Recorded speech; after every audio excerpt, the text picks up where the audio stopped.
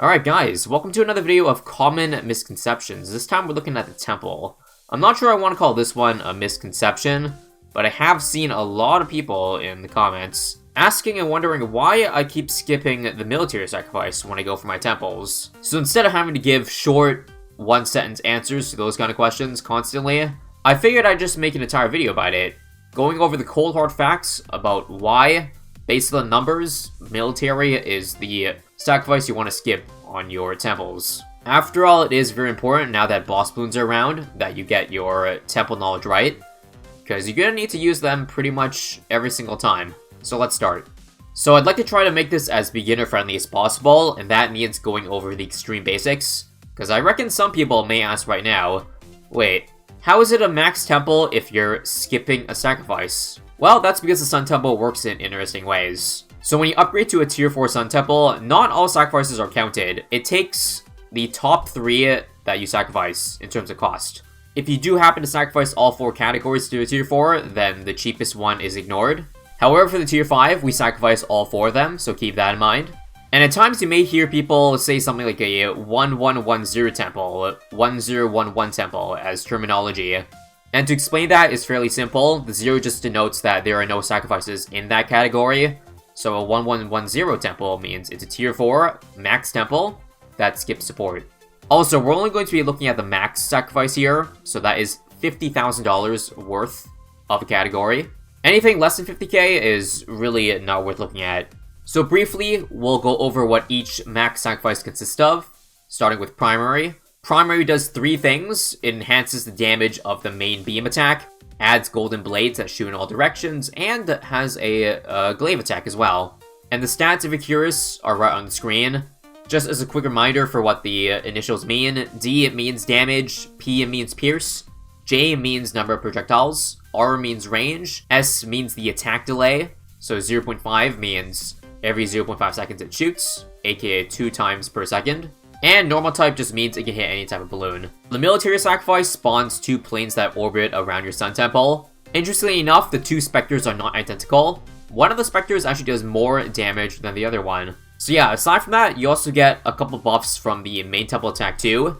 You get a little bit extra pierce, and you get a bigger projectile speed and size of the blast. Also includes a molt missile that doesn't shoot very fast, but does a good amount of molt damage as well. Now for the magic sacrifice, this thing does 3 things. It has an arcane blast that does a good amount of damage but shoots really slowly. It has a pulsing knockback attack that sends back balloons and Moabs. And of course spawns mini sun avatars, which are the biggest sell in going for a magic sacrifice. These things do a lot, and we'll get to why it's so important in a second. And lastly, you have the support sacrifice. This one gives more range in the temple. Gives $5,000 at the end of each round, also increases the amount of cash you gain by 50% in radius. But of course, the biggest thing of it all is the support buff it gives to anything you put in range.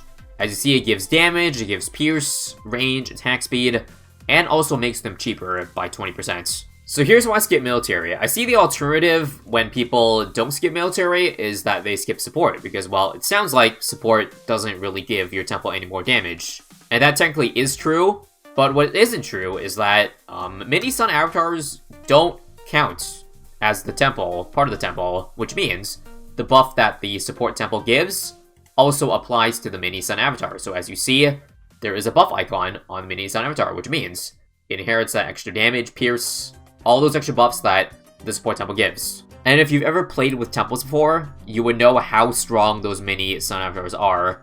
Which is why when we buff them with support sacrifice, that extra bit of damage alone is enough to offset the benefits that the military sacrifice gives. So now let me show you the compilation of sandbox tests I've run. That'll help you put the numbers into perspective. So test run number 1 here is skipping primary, next skipping military, then skipping magic, and then support. Now, I tried to pick a map that the infinite range of specters can benefit from here. Because, of course, infinite range is an advantage, so I didn't want to pick a map where sun avatars could attack all the time. In fact, as you see here, the sun temple is in the middle, which means the sun avatars, they spawn on the side, meaning even more of an advantage for the military sacrifice. Either way, I also tried to pick an appropriate round to showcase DDTs, and also single target damage like BADs. You see on round 135 here, we barely defend all the fortified ZMGs. However, I couldn't find a good round with both bads and DDTs, so I had to also do round 119 for single target bads. And well, the 0111 temple does seem to do pretty well. Beats the bad and the bad insides as well before it gets to that loop in the middle there. Not bad. Now for a quick run here, skipping the military sack. You can tell because there's no two planes flying around. And as for how it's doing against round 135, well, it seems pretty identical to the first round without primary. You see the fortifieds also get to approximately the same part as the first run did.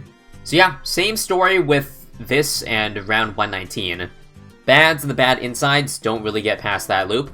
Now for the 1101 temple test, skipping magic, and well, to no one's surprise, it performs very poorly.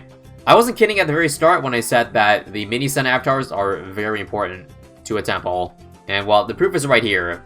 Not really any need to see more than this. Just know that in all these tests, the magic sacrifice skip is going to be the worst temple by far. So now for the juicy test, skipping support. And here we can see where the cracks start to fall.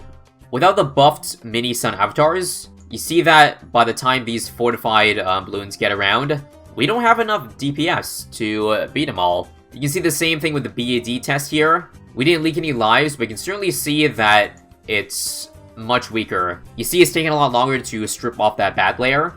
And again, I want to emphasize that the avatars, the mini avatars, aren't even in a very good spot. I know this is just a sandbox test, so it doesn't accurately depict how your normal late game defense will be, but I definitely don't think it completely invalidates the results of these tests. In fact, if we want to add a couple more late game variables, here's what I've done in another test. I've added a couple towers that you would normally get in late game, so Kruba Moab, Sur Brittle, a village buff, and a Permabrew. Now I only went for these three, and not something like an Overclock or Homeland, and that's because I only want to test how damage buffs would change things. And this could skew the results of all the tests because, well, the buffs are additive.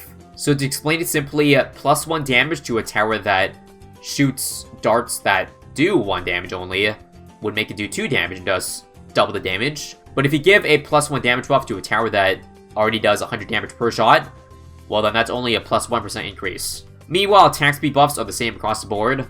All the attack speed buffs are a multiplier. Anyways, directing your attention back to the tests. Skipping primer in round 145, we do defend all the DTs and the bads, although with the help of the cripple mob stun. Now, if you take a look at the run skipping military, we seem to handle those DTs way earlier, nowhere close to leaking really. And well, same story with bad. Bad pops right at the loop there, a noticeable amount earlier than the 0111 temple test. And now over to Exhibit C, the 1110 temple versus 145. It also is able to defend all DTs, but again, thanks to the shrapnel stun of the sniper. However, one noticeable difference is that the bad gets much further than the other two temples. Again, all no lives lost runs, but still a noticeable difference. Now you might be wondering how these tests work with a tier 5 temple, because that's what you're going to get instead of a tier 4 most of the time. And well, let me just tell you, it doesn't really change much, because if you take a look at the description here of what the True Sun God does, at least in terms of sacrifices, they're basically identical to the temple. It's just a copy that the tier 5 gets. Now, I still did record some of the test runs as you see here in the background, so just see for yourselves if you're curious. But again, the results are pretty much the same. In terms of which temple performs better, it goes 1011, the military skip, then 0111, primary skip, then 1110, support skip. And also, in case you're curious about how the eventual would change things, well, I couldn't test that because I'm in Sandbox, and you can't get eventual in Sandbox. But here are the stats. Basically, everything is multiplied in damage, which means it won't change the test results at all. However, the Sun Blast is an additive buff. But again, with only that attack being affected additively, it shouldn't really change the results of what you've already seen. Now, there's one more important thing I need to know about this test, is that I'm only talking about dropping one temple. Some of you are probably wondering, why don't I just go for a max 2221 temple, True Sun God, and to cover the missing support buff, just go for another support temple to give 2 buffs. Because you can't do that. Like, for example, right now I have only one support sacrifice on this True Sun God. See only one icon. But when I add a support sacrifice tier 4 temple, you see it also gains the second buff. So now you get the best of both worlds. You have the 4 max military planes and the 2 discounts. This is a situation where, yes, skipping support might be ideal.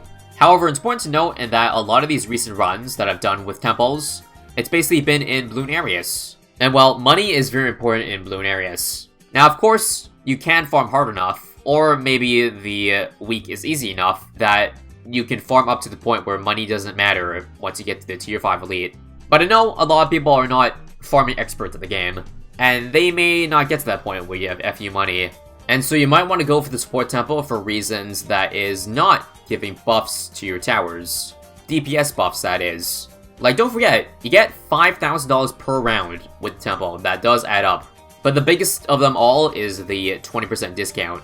I can't tell you how many times that has come in clutch in Bloon Ares weeks. Like, especially when saving up for the tier 5 temple. It costs a lot of money for that, because if you want to go for eventual, you need to get a Legend of the Night, anti-Bloon. Like, just getting a 20% discount on Legend of the Night alone saves you more than $50,000.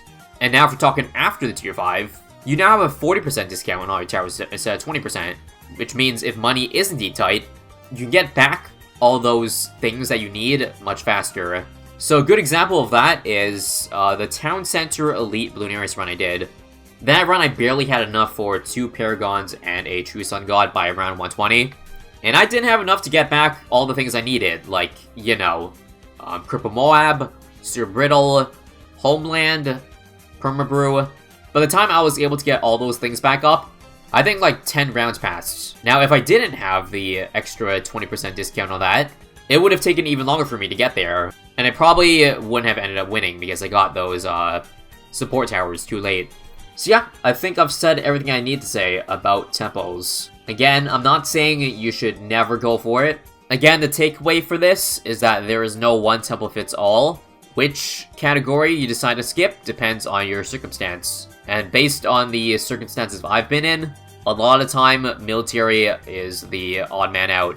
And takeaway number 2 is that you should always take magic. The only exception I can think of is if you're playing on Flooded Valley, and your temple is underwater, and so there's no space to spawn your sun avatars. Again, probably very niche, but otherwise in practical situations, I would say, yeah, there is none. If you have any thoughts about this topic, let me know. And if you know any other misconceptions that you want me to cover, then also let me know. Again, it's quite nice to do a different type of video every once in a while. Thanks for watching, and see you in the next one.